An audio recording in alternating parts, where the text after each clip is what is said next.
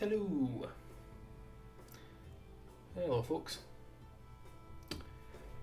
I thought tonight we could have a little bit of time spent on designing an adventure for Draw Steel.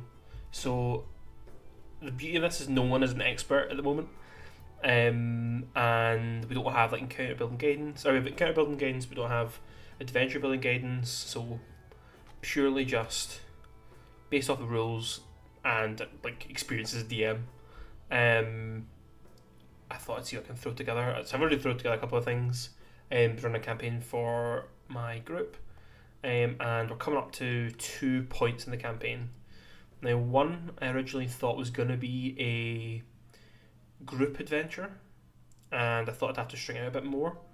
And now I think it's only one character, so I'm probably going to adapt that to be like a smaller encounter with just the one character and run it as a solo session.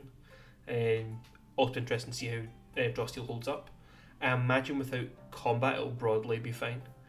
And then I'm also going to do a little bit of work on the surprise adventure that I'm running because I was having a little bit of downtime with the characters. We did a session last week, and then right at the end there was a roll on the random table that resulted in some representative of power popping up and offering the characters a deal. So what they got in return, so they got the confirmation of they're doing a project and the confirmation of knowledge that they could reverse their or 3/5 of their revenantism.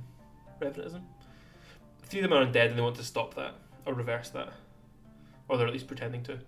And instead, a representative of Lady Valletta showed up, the dead lady, and offered them all her research on the matter, which helped them finish their project, but also in return they have to show up to a private dinner party, which was all very clever and very dramatic for them, until I finished the session and realised I'd have to actually write that. So I thought we'd give that a go tonight. Now, don't you guys, I use a few different tools for designing adventures. I was inspired by Jordy from MCDM, so I've started using Miro for a lot of outlines and things. So I've got the whole adventure I'm going to run structured that way in Miro. But for like the nitty-gritty prep, I'm a Google Docs guy. So that's where we're going to start. So I'm going to take the information I have here and I'm going to pop it just at the top of my Google Docs so that we have a little bit of reference. So the text won't match, but the basic premise will.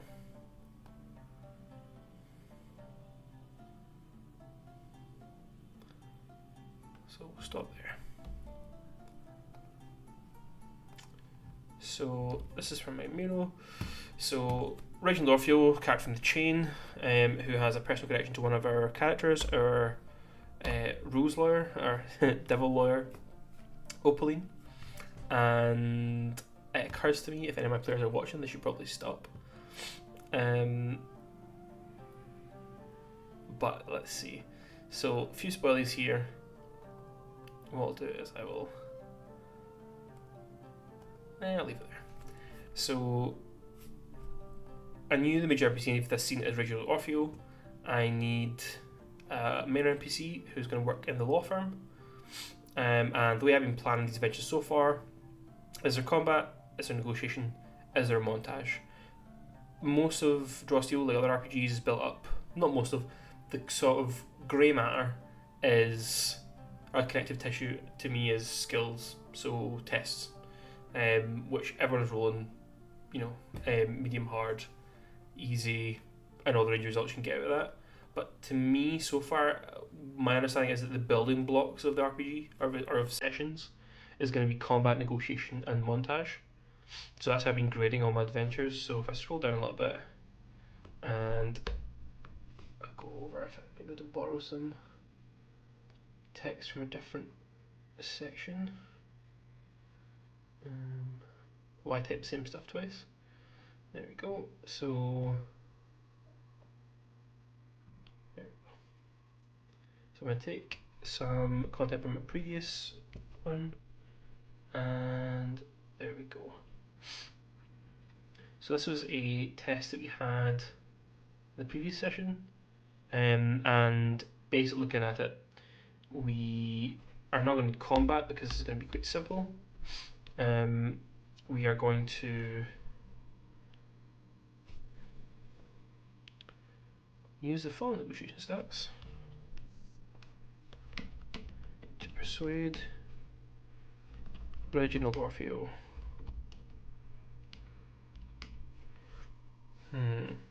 to give up his employer. I think he's going to explain himself. This is obviously very noodly campaign stuff, so we'll get to something a bit more broad with Castle Valletta, but we'll start with this. So, give up his employer and explain why he sent Opaline to her death. So, that looks good to start with. So, put Reginald Orfeo negotiation stats. Now, looking at the rules, let's see. So, two little bits I'll start with is language and negotiation. Language and renown, even. So, I think we're going to give. Reginald Orfeo is a pretty solid lawyer.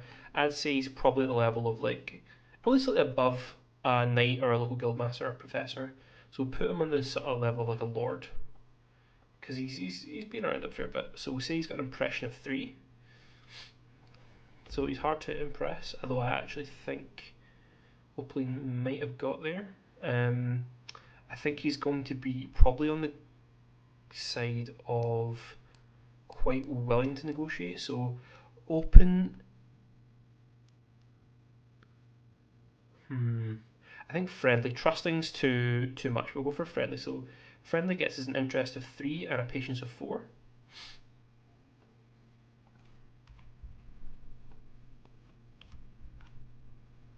And now we need a couple of different motivations and pitfalls. So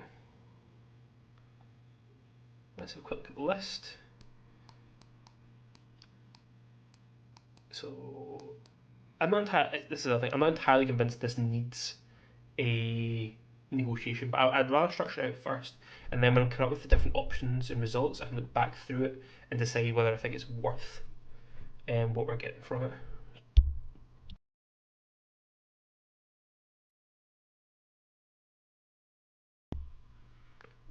Let's see. So language-wise, Reginald Orfeo is going to speak Kaelian and Riohan. So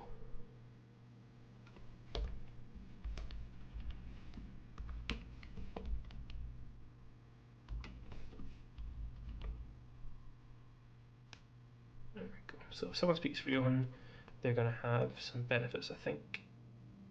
Let me double check. So language. If at least one hero negotiating with an NPC speaks the native language, the patience goes up by 1. If it's 3 or more, it goes up by 2. So we're going to put it up by 1. We'll leave it in my prep as there, but 4 is pretty hefty. So if we come down and look at the different motivations, we've got benevolence, that doesn't fit our cutthroat lawyer. Discovery, learning information, that could be useful. You appeal to a sense of discovery and want to know things. I don't think it is in this particular case. Freedom, no, you absolutely works. Greed, it's not really about wealth. Higher power, I think higher power is, or higher authority is going to be a pitfall. Oh no, sorry, so I'm misunderstanding the rules. So, an MC with a higher authority pitfall scoffs the idea of serving another. So maybe, I think I've misunderstood, but the way I'm looking at it, the fact mentioning there that they do serve a higher authority would be a pitfall for them, because if they're reminded of their boss, they're going to be less likely to give information.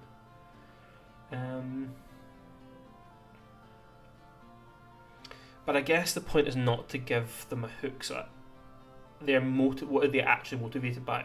They are motivated by a higher authority. There we go, I figured it out. Higher authority. They always served the acting school. So those who don't know, the acting school is like the Prince's spy agency. And that probably means their other motivation is somewhat conveniently justice. They want to see the righteous rewarded and the wicked punished, however subjective their sense of who or what is good or evil. So that's probably it. Legacy, peace, look at peace. Don't really covet power. Protection, revelry, vengeance. So, a well-known fact about Reginald Orfeo, which is the first thing you'll notice of him, but not the first thing well, the first thing we knew about him in the chain, but not the first thing this PC's going to realise, which is, when they first met him, he was human. He's not human no more. So, I'm just going to put lawyer for now. I shall get the gist. So, the Lilac Knights just happened in their campaign a couple months previously. So, Reginald Orfeo has just become a Revenant. So, he's probably warring with a lot of weird feelings. Pardon me. But vengeance is one he would react purely. He's a man of law. We'll go for law. Vengeance is beneath him. But it's also one we could easily see players run into. They meet him, they go, oh, you're Revenant now? You must be raging at, X, Y, Z. And use that to try and manipulate him, and he'll flip because that's not his motivation. Yeah, so an MC with revenge, pitfall bleeds revenge solves nothing. Excellent. Let's see. Revelry could be an MC with revelry, pitfall sees social encounters and hedonism as a waste of time. They take pleasure only in work or in building their own skills and character. I can't really see anyone suggesting debauchery, but we shouldn't pick it. Let's have a look. Those fit themselves.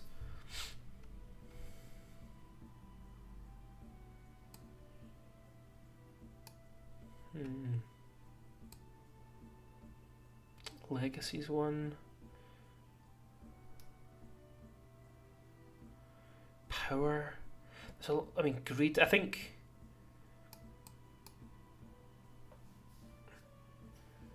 Yeah, greed's a pitfall because he would be offended if someone tried to buy him.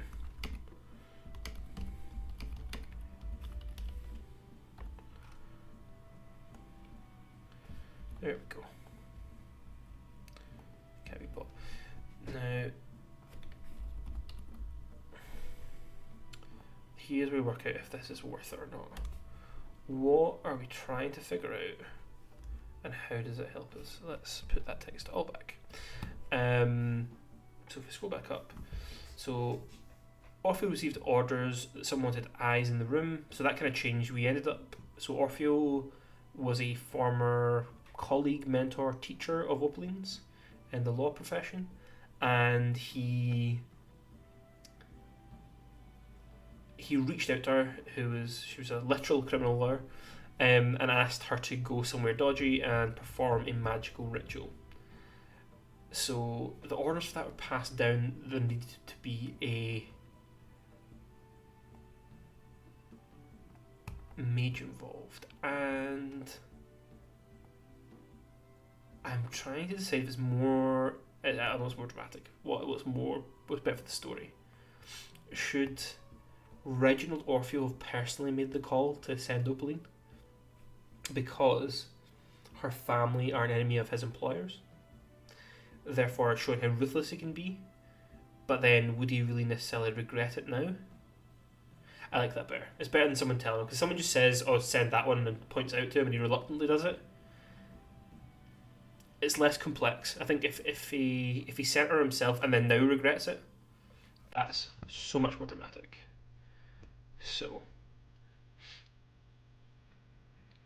but what is Opaline going to ask? Why did you send me to my death? Why was I sent to my death? Who sent me there? Who wanted me dead?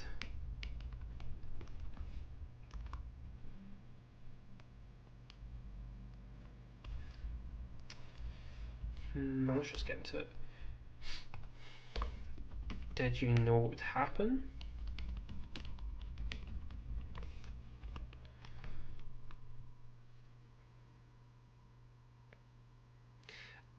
I wonder. I don't think there's a version. I think maybe the version of no acetyl is no. I'll call the guards.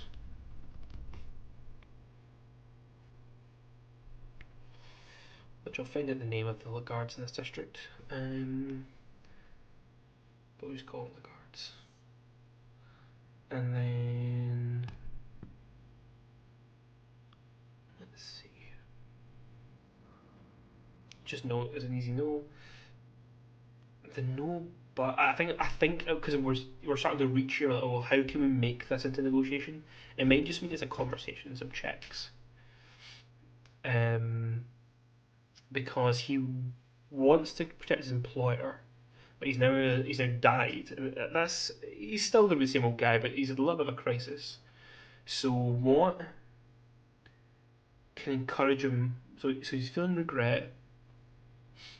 He wants to help Oakley, but he can't betray his boss.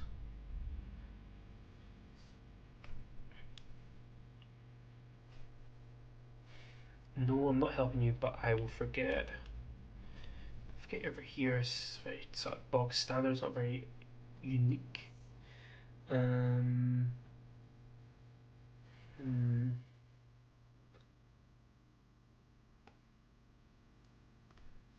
yes, yes, yes, but yes, and yes, but yes, and yes, and.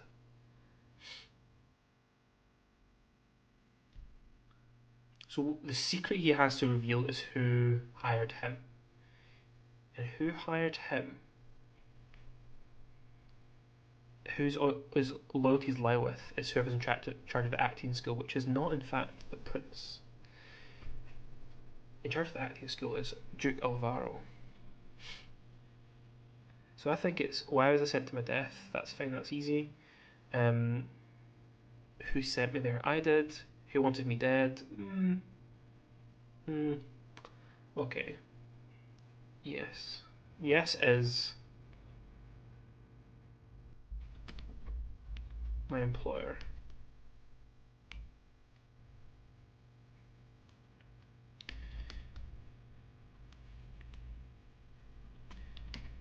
He needed this job done.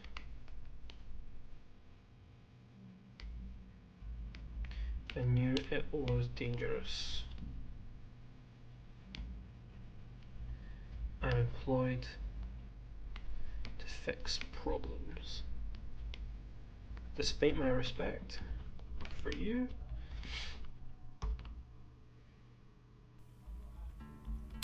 it was efficient to risk a member of House Degas.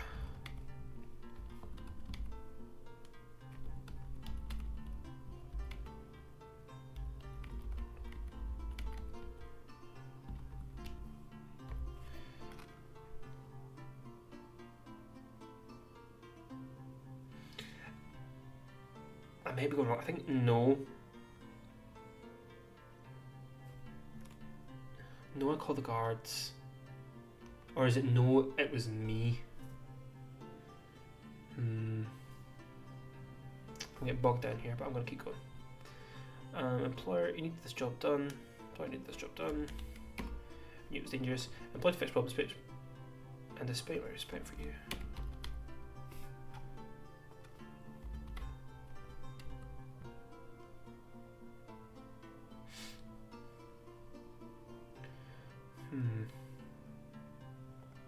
Okay, we'll go for that just now.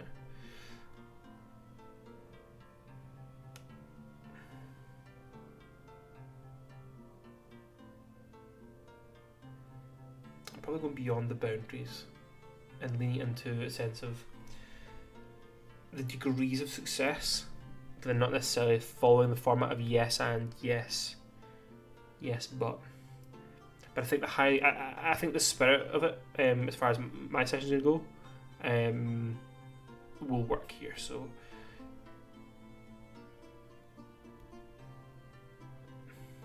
both patience get to 0, because he can't go. The thing is, if patience goes down, he can't go back on what he's already told, because he's already given the information.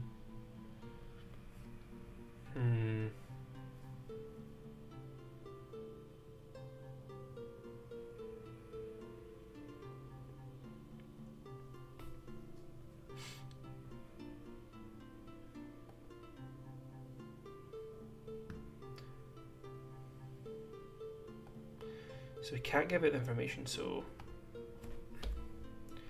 oops. So let's go back to our ideas. So the information is what he is giving. What would he get and what would he accept?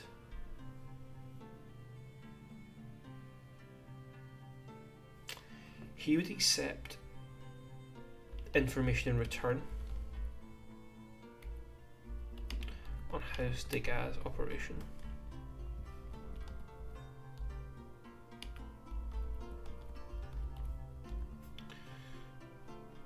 And the yes and is information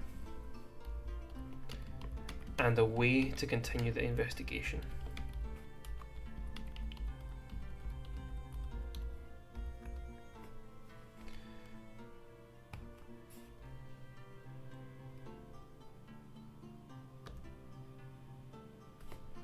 So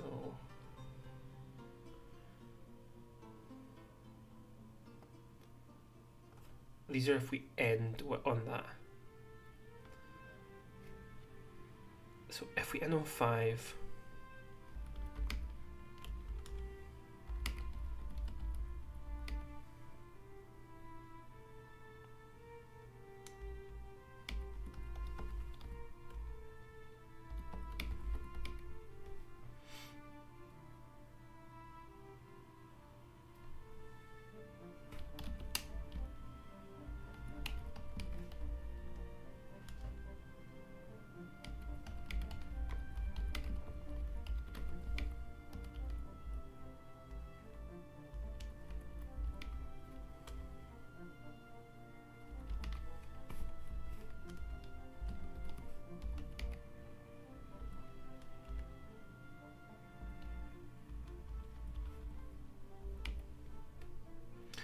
so you possibly receive word that there was someone seeking to disrupt the lady's right.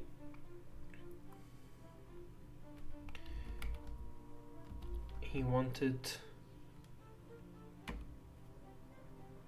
to assist them.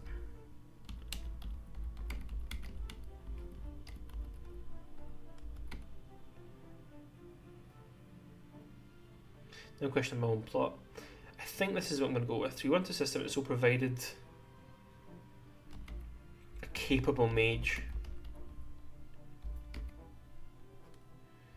He told me to find one that was expendable. In case things went wrong.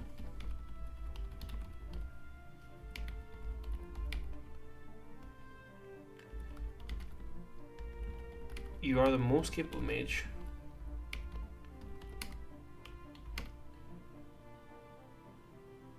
I considered. Can't imagine this is riveting watching, folks, sorry. Who would have been willing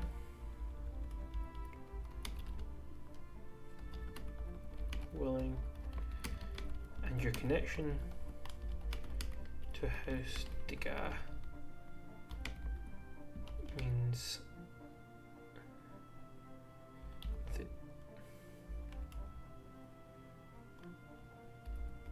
they would be weakened by your loss.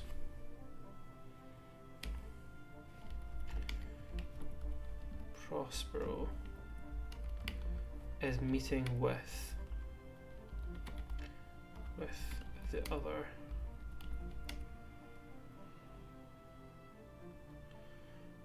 great houses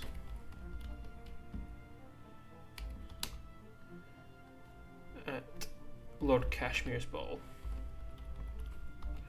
We'll leave it there. I can probably wing it a bit closer on the time. So now that we know that, yes, just yes, is probably all that same information.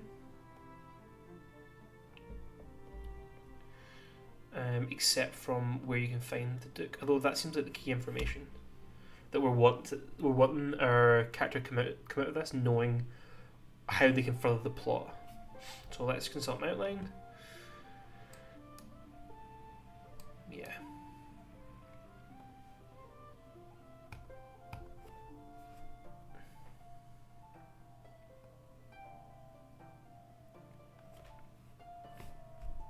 So the fact that Duke Prospero is the and my employer receive word they wish to assist is a very keep mage. They told me to fair and respectable.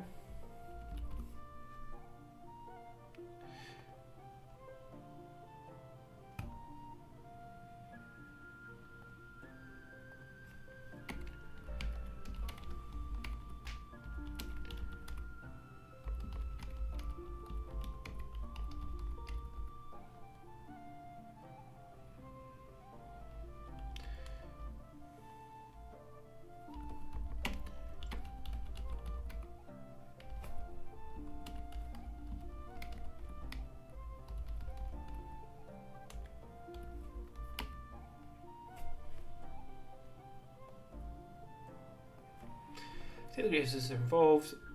Your best chance to find out what happened. To find the truth.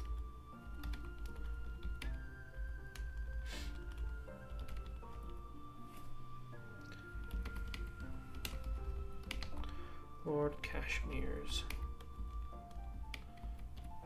ball. Interest 3.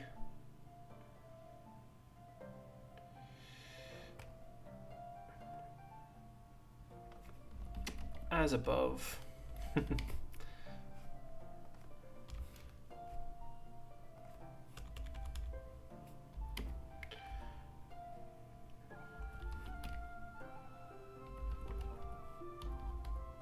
But what's the but? Okay, so again, consult the rules. It's a brand new RPG.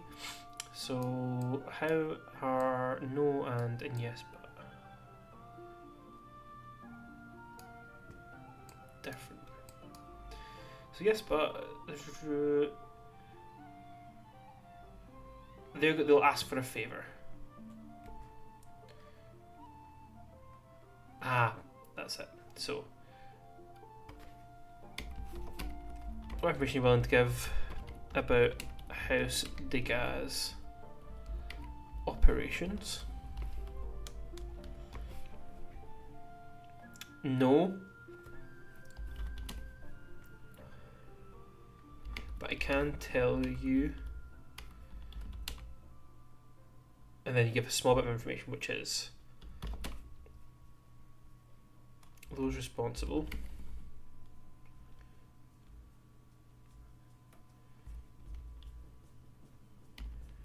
who we found at Lord Cashmere's ball.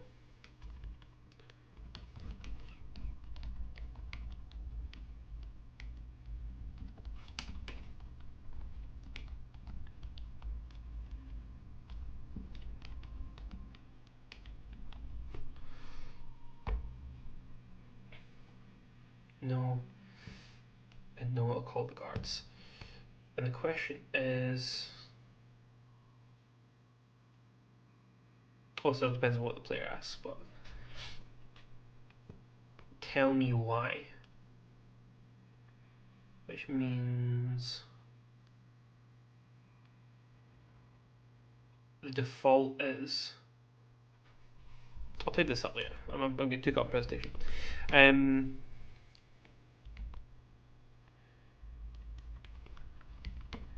I chose to send you with the right pick. Right pick. I didn't know what would happen. And then Opaline can read into that if she wants. So that's there. So I have my main point, and if we're doing a longer adventure, we'd have some combats in here, we'd have some puzzles or traps for negotiation or montages, but again we're dealing with one character here that's going to be quite short and sharp. So we're going to go for that as our negotiation, assuming that's what the player chooses to go for. So then beyond that I just need window dressing, and I'm not sure that that's much helped you guys, but I think a brief overview might help. So when I write an adventure, I would start with I really need an outline. This is quite outline for the whole adventure, but I do need introduction. Where, when, and who.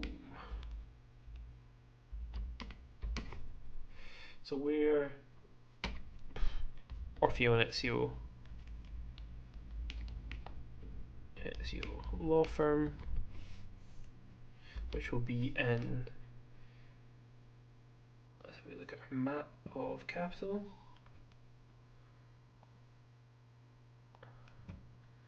Okay, so I think the law firm is going to be in the Blue Pont. So again, without a more in-depth look at capital as it is, like the gate capital, I'm drawn to Anso's Gate because Anso's Gate sounds like it's a lawful place because Anso's one of the gods. Thankfully, I have God and Saints of Yoha open. Lord Anso, the god of nobility. Interesting. Yeah, I'm gonna go for Anso's Gate. Bright Bells, Marathon, Saints in the Diamond District, the Balkers. I'm gonna go, yeah, Anso's Gate. So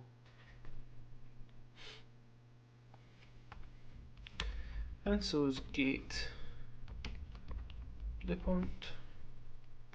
When that's not relevant to our story. And who? So let's see. So I've got Ilaria de Milo as the, I would say secretary, but probably paralegal in charge, while Orfeo is indisposed and Ezio is away on business.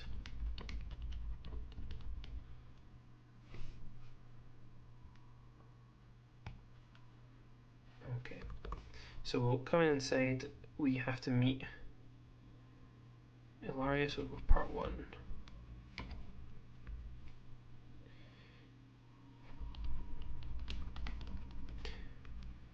Enter the law firm. The characters, or one character in this case, meet Ilaria, who will be, we'll need stat blocks. There's no way of combat. So we're going to say in capital, I like the idea of someone unexpected. So I'm going to go for a Polder. And she, her. Give her full name.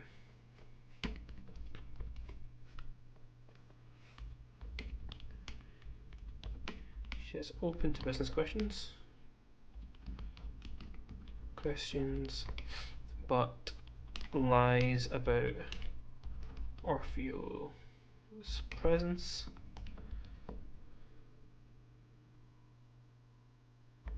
claiming he is sick and away in the country.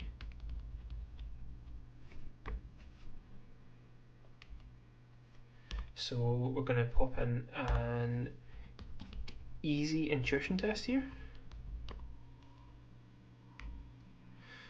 And then I'll question whether that's important. So if our player... So there's no information in this adventure that is locked behind. Sorry, that we can't lock away because every information here can be found elsewhere. So the main point is the player's supposed to learn about Lord Cashmere's ball.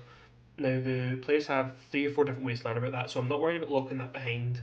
So if Oakley doesn't recognise that Ilaria's lying, she may still choose to look around. She may choose to go find out where he is in the city, or she might decide she's going to wait. Maybe a very short session. I also have the option to add in a point of confusion or a moment where a piece of magical paper appears on Ilaria's desk saying send her through. And a quick look at the rules for tests. So because I'm so new to this game, as is everyone, I'm constantly going back and checking in and making sure I'm not just making up rules, which I've been known to do. So for an easy test, now I've picked easy because I want the player to succeed. However, what I've been coming to realise so far is I want to set medium for tests unless there's a good reason why it's easier or harder. Now I think I'm going to stick with easy because I think in this circumstance, Oplin's a qualified lawyer, the Polter paralegal might be a great liar, but odds are a determined Oplin will figure it out. So I'm going to keep that as an easy in this case. So there's potential for failure, a success, and there's potential for success with a reward. This is, especially since I know I'm making it for this character, here's a chance for them to really shine and really have a moment where they're good at this stuff, they're good at face-to-face interactions, so here's a chance. I would take all this up just in presentation, but Ilaria is lying. Getting the truth would be a medium presence. So go for the skills there.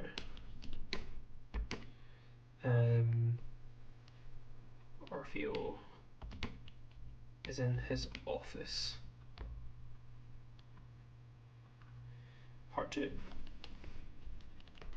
Not part 2, part 2.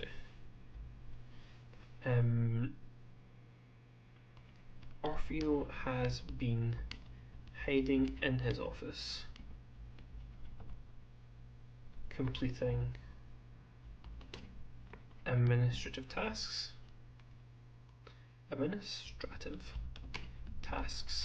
Avoiding clients,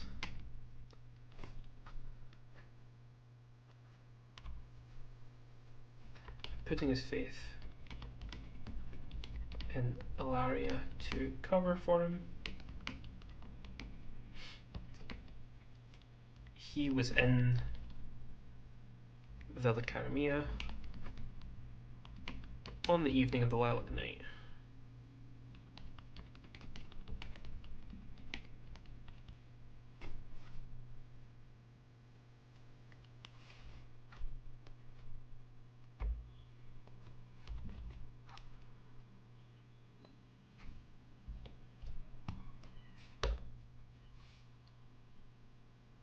When he sees Opaline, he's shocked. When he sees Opaline, he's shocked, fleetingly happy, and then he's shocked, fleetingly happy, and then stony faced. And that's going to be a hard intuition test, I think.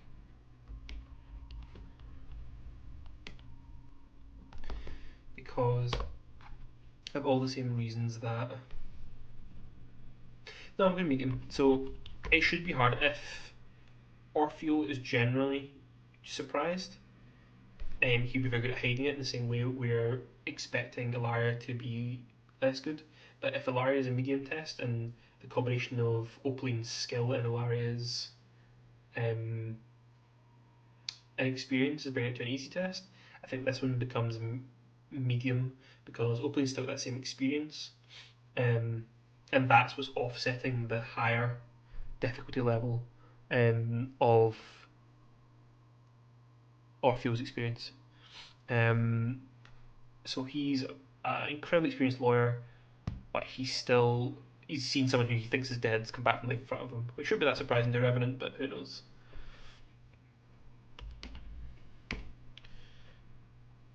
Let's see. Do you have any more tests?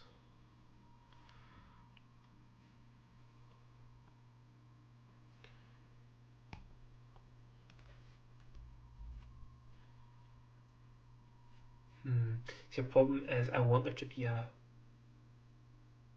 reward potential here, which gives Opaline an advantage going into the negotiation.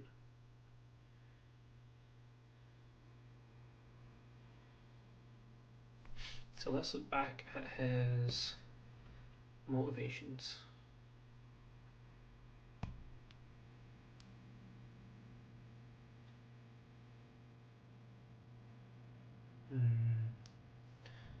So let's come back. So I'm going to flesh out these tests a little bit more. So a medium intuition test. So 11 or lower is failure. His expression is unreadable.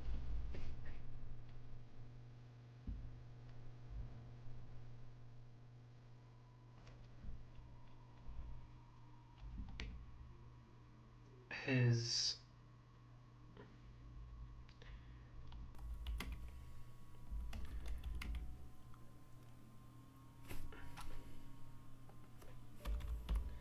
so the consequences are something a little bit on the wrong track. So you catch a look of surprise. So you succeed, but you only catch half the picture before his expression turns stony.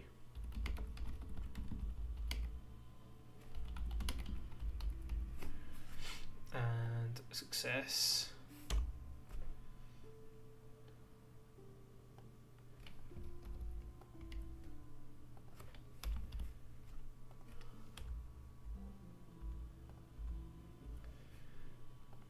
Okay. I feel happy enough with that. And then if we go back up to this one, it's easy, so got failure. She's telling the truth. Which will probably intuit that she's not if they failed, but success.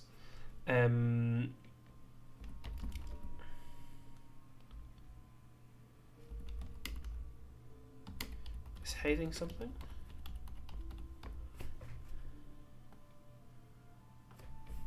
Ilaria is hiding something. And her eyes dart towards the office door. There we go. Get in there.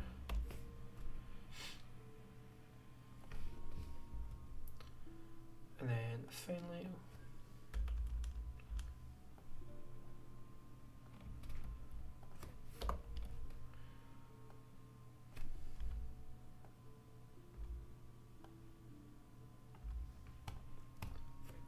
so we'll set this in medium as well. So we're looking at, let's double check.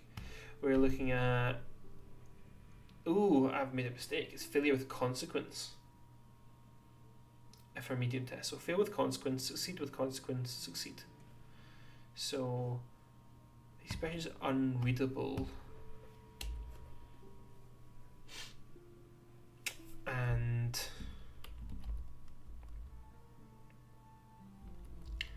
you have a Bane on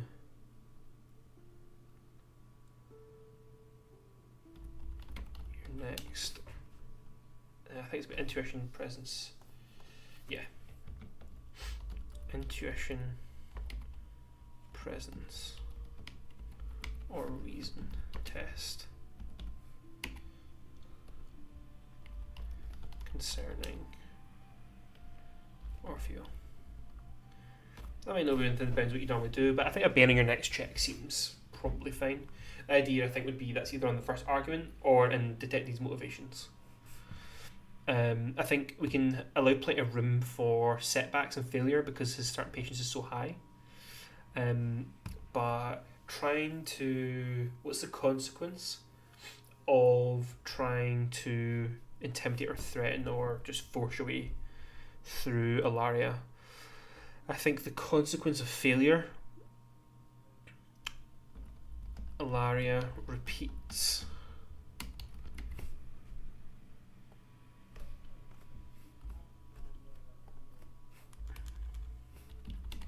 that Orfeo is out of town and threatens to call the guards.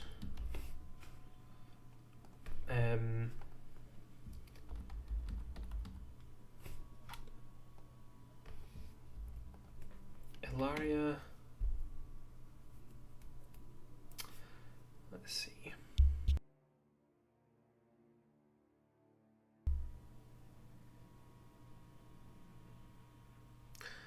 Ilaria blushes and...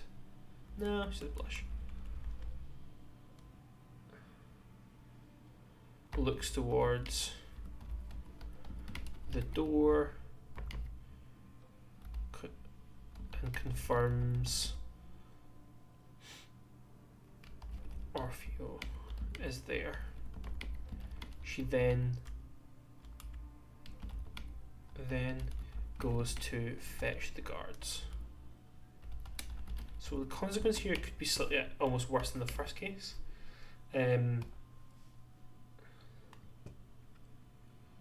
But I think I'm happy enough with it because it puts a bit of time on negotiation, but it's not going to be anything too serious because Orfeo can always dismiss the guards. However, success is Ilaria crosses the door and knocks.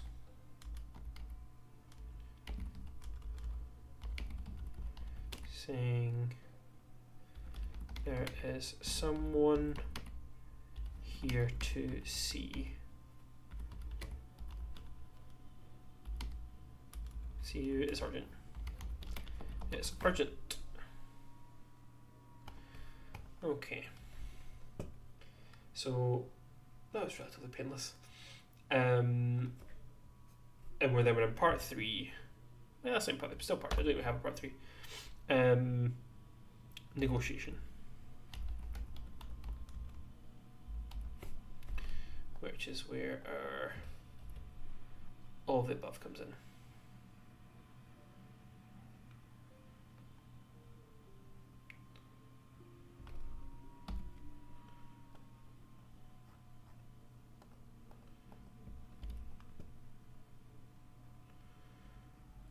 There we go, and then I can tidy it up a little bit. But we're broadly there. So more of an encounter than an adventure, but it gets the point across. And let's put that in there. And then I'll do a couple of formatting bits. Pages. So that's our title. I don't have other documents formatted, so let's see. always give things cool names, even if you're not expected to use the cool names. And then on the spot, come up with cool names.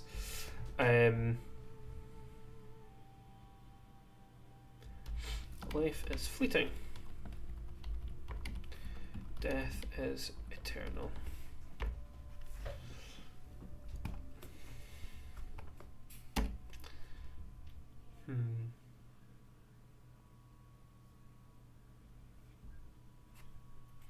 Yeah, if in doubt, let's go for a funny.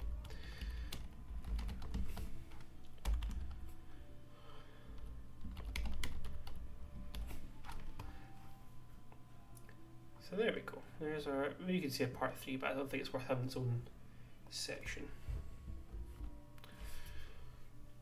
And that's it. That is our small adventure, which will take an hour or a bit for me and this player to go through. But I know everything I need to know. And just checking back in with my adventure and my plot lines and making sure I've covered everything. And I believe I have.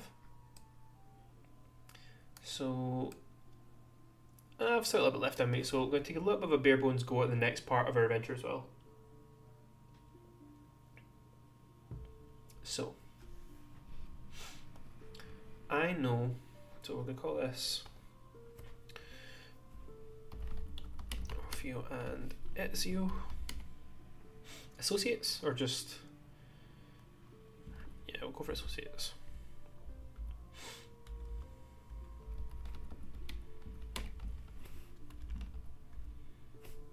Associates.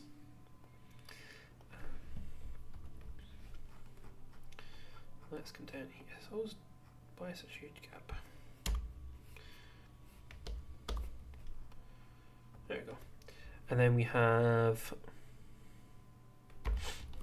Lady Valletta's dinner.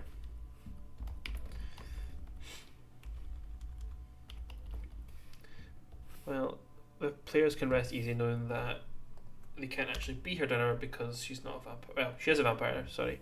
I just don't have a vampire stat block yet. I hate formatting.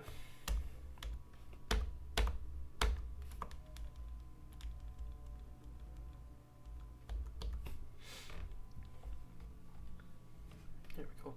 So let's do it in order this time. So introduction, because I don't have a little handy outline for this. Where, why it's happening in Castle Valletta,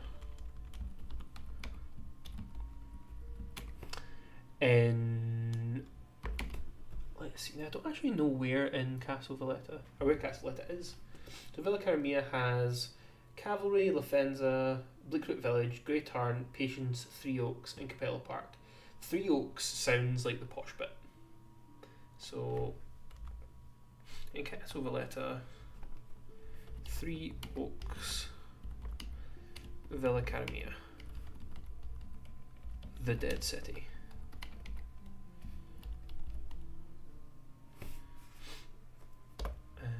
When? Evening. Let's pick a day. So Capital has its own calendar, and I am sure I have at the top of this document. I do. So Monday, Tuesday, Wednesday, Thursday, Friday, Saturday, and Sunday is our calendar. I have the real calendar, and beneath it I have the birds shit everywhere motto, egalitarian, and I'm sure that meant something to me once. I wonder if it's a sort of like guild saying, or a sort of progressives in capital saying. I think a Monday is always a weird night, so that's already is a weird night for dinner party. I think probably Thursday through Sunday, or Wednesday through Sunday's fine, but I'm trying to think of something. So see, Wednesday's Celarity, no, I don't speak a real one. Saturday is Duality. I like Duality in the sense of it, obviously, this dual nature. What is the purpose of this dinner? So So it's a Saturday night. So it's Duality evening. Several months after the Lilac Night. Home. Lady Valletta, and because an idea I had earlier, the press.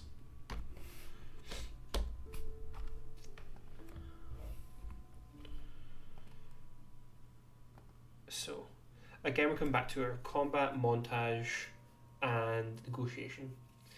And I'm quickly finding negotiation being a tool I lean on an awful lot. I like it a lot. I'm also wary of leaning on montage too much, and like I said, make this up as I go along. There are experts in draw steel, but they're also the ones who are making the game. I am not an expert. However, if I break it into those chunks, there's not going to be a combat because between the Arbitros Fiat and Lady, they would wipe the floor with players, so there's no combat. The only montage I can think of, and it might be fun to do, I think it would be, so I'm going to put montage. Let's get ready to party. So, how do we outline a montage? Thankfully, I have one from another doc. And here's where we copy across. And then this is not one of those where we might find it's not necessary, it's not important enough to do a whole montage for. But I'm happy to find that out through play. I have been sent some cool art and I want to check it out. So bear with me, I might even show it off if I figure out how to do that. OBS is not my main tool. So, oh, it's very cool.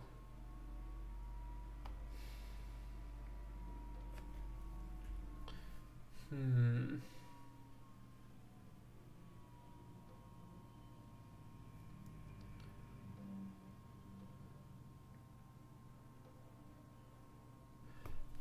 mean, it's very cool art. I will show it off for a wee moment.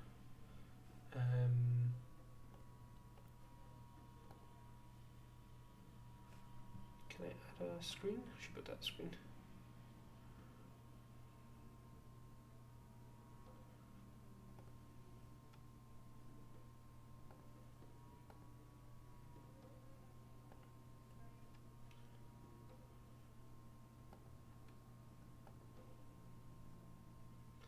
For some reason, she doesn't know how to use.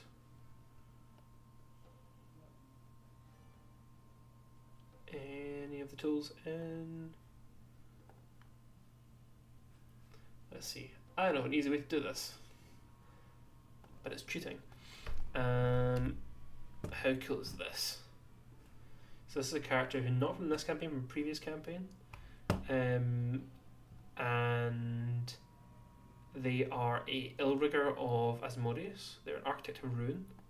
But I have a couple of requests I'm going to make from this artist.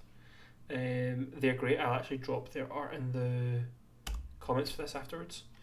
Because it's just about perfect. I've never ordered art before, so I don't know necessarily the ins and outs of it, but I definitely think for that, I'd like to ask for a few changes, and if the art's not for doing it, that's fine. It was a gift for me anyway, so I'm going to press on with this just now, and then we'll have a look. So we'll get through this montage. So we're going for, let's put this.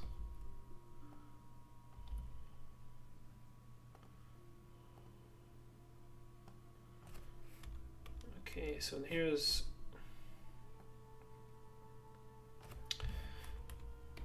Heroes are preparing. I always use characters, but I think heroes might just be better for this RPG. Are preparing to attend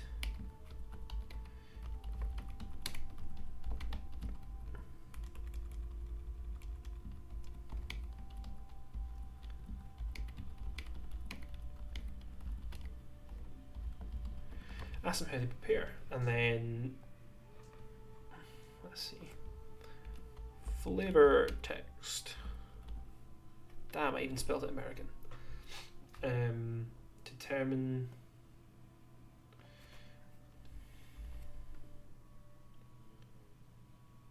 how their presentation impacts the dinner. Now the montage of 6 and 4, I think I want to make it an easy montage, because realistically I'm just doing this for a bit of fun, and I think they would enjoy playing around with it. So let's have a look.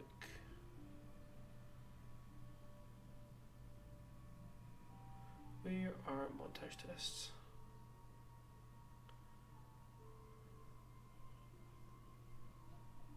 Montage tests. There we go. So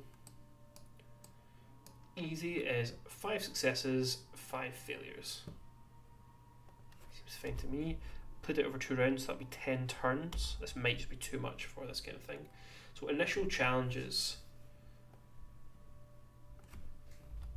Outfits. Your clothing is worn, outdated,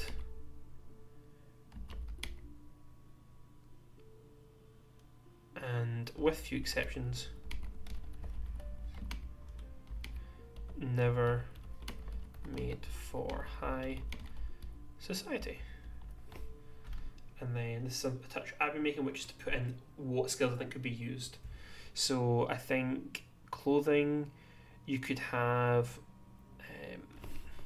also tailoring would come in. I need to look up the skill list. And there we go. So I think tailoring, you could also use probably many social skills to try and bargain for to borrow or to buy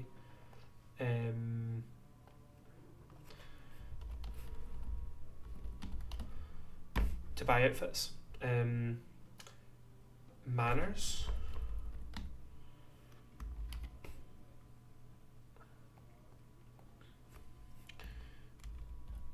Most of you aren't clued up on the intricacies of high society. Which brings me to the skill list again. So let's think of anything crafting. There's not going to be anything in exploration. I think intrigue. Oh, disguise could also work. There we go. So disguise will work here. Disguise. For manners, we could look at brag, empathize, flirt, gamble, interrogate, intimidate, lead, lie, perform, persuade. Yeah, all these are good. They're not all manner related, but I'm still going to put interpersonal because it's broadly most of them could find some way to teach. So interpersonal, personal, but also look at a few of the lower skills. So straight off the bat, it's probably going to be society. History, maybe culture. So we'll say society, culture. History could be made a bit more difficult. And let's make sure the right colour. Guess it doesn't really matter, but there we go. And then what other challenges could we have? So your attire for a party, your maybe that's it. Maybe this just isn't worth doing. 2 challenges isn't really enough. And I guess if it's limited, so you could have people make more than one of the same. But let's see. Let's go back into montages and work out.